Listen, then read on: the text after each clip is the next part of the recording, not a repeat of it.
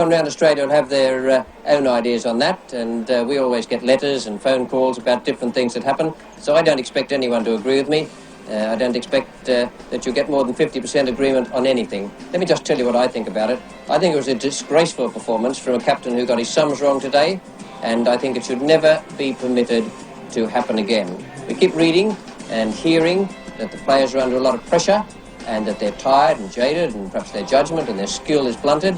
Well, perhaps they might advance that as an excuse for what happened out there today.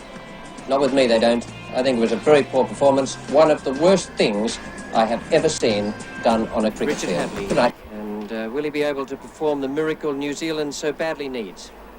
Trevor Chappell to the Demon Hadley. 6 balls remaining. He's hit that, and he's hit it well. It's going to Max Walker. And that's 4! My, what a start! Wow! 11 required for victory, 5 balls to be bowled. Well, I would say that Greg Chappell's got to get Max Walker out of that position. It's Hadley's favourite hitting position. Trevor Chappell.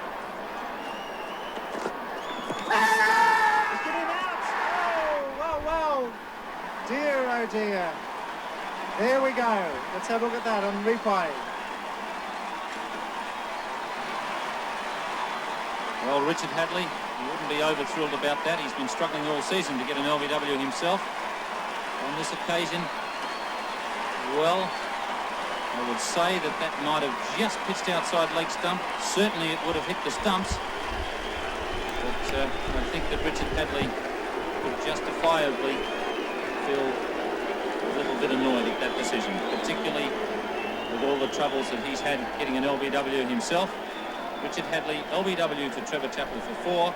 New Zealand 7 for 225. 4 balls remaining. 11 runs required for victory. Possibly the best they could hope for would be a draw, 2 4s and a 2. Smith not a big hitter.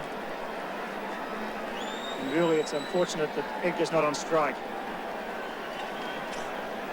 Well, I'd have to disagree with Smith not being a big hitter. I saw him hit an awful big 6 off Dennis Lilly at the Sydney Cricket Ground. It's a very tight situation for him. Young cricketer.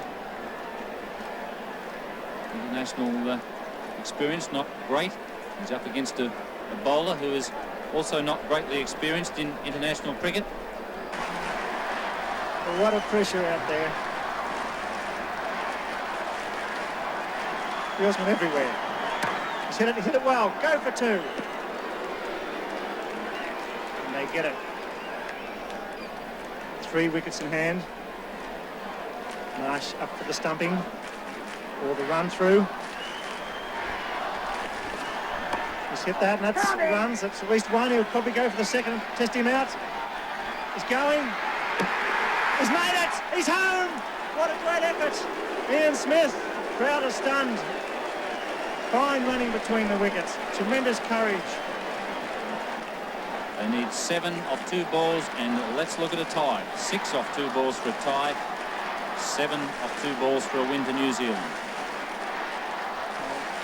Trevor Chappell, the bowler.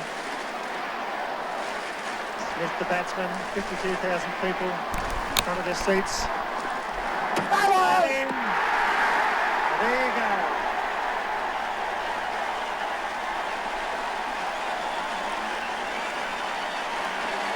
Trevor Chappell, short of the length. Trevor Chappell coming on to bowl the last and vital over. Put away for 4, and he's picked up 2 wickets. Trevor Chappell slamming that one in short of the length. It doesn't bounce very high, and that's what's beaten Ian Smith. The fact that it's kept a little bit low. He was hitting across the line, looking for the big hit over mid-wicket. It's gone underneath his bat and just hit about just under halfway up the stumps.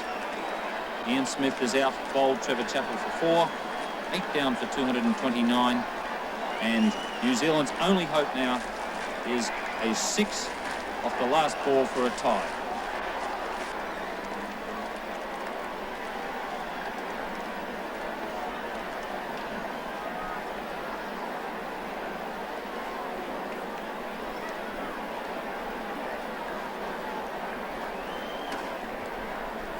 Long discussion.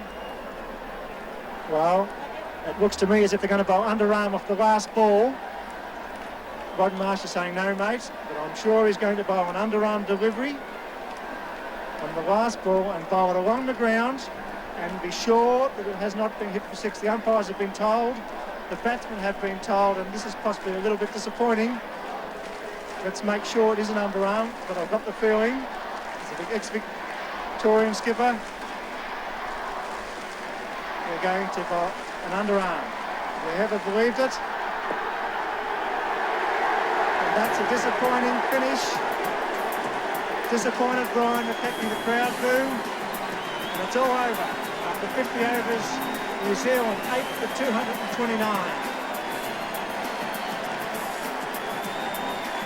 Well, that's disappointing. Chris Edgar saying, what's going on? I'm very disappointed, Chris Edgar. At the moment, Howard's coming onto the field. Now, one of the New Zealanders are disappointed, and none of them more disappointed than their skipper, Geoffrey Howe. There he is now, talking with the two umpires Cronin and Weezer, and I know exactly the reason he's out there. He's played his cricket over in the United Kingdom with Surrey for a number of years, and the Benson and Hedges domestic competition there is a series of rules designed to make the game flow freely and to avoid incidents such as the one that happened here today. Now, there is the relevant rule on page 2, and it says that no bowler shall be permitted to bowl underarm, and that's what Geoffrey Howe is out there talking to them about. It is not in the Australian Benson Hedges World Series Cup rules because the administrators didn't put it in. I hope they put it in by tomorrow morning, otherwise there'll be a lot of criticism for what was a disgraceful performance out there today. The other thing is that the reason it all happened, in my opinion, is that the captain got his sums wrong. Now, from over number 42, we were saying in the commentary box that he'd made a nonsense of it and that he was going to be in trouble having Lilly bowl the 50th over, which was the ideal thing to do. You must have your best bowler bowl the 50th over. And Lilly, Marsh and Greg Chappell and Hughes were there counting on their fingers trying to work out who should bowl 46, 7, 8, 9 and 50. As it turned out, the sums were done so badly that Trevor Chappell was left to bowl the 50th over, and that's how it all happened. It was panic stations, and then when McKechnie had to hit a 6 off the last ball, just to tie, mind you, not to win, just to tie, then the panic became real, and they made certain that New Zealand couldn't tie the match. Now, everyone around Australia will have their own ideas on that, and we always get letters and phone calls about different things.